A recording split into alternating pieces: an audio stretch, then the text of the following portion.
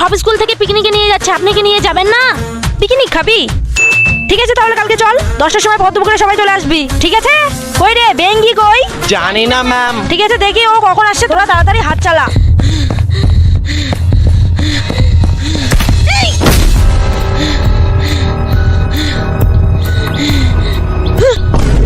এটা আবার কি?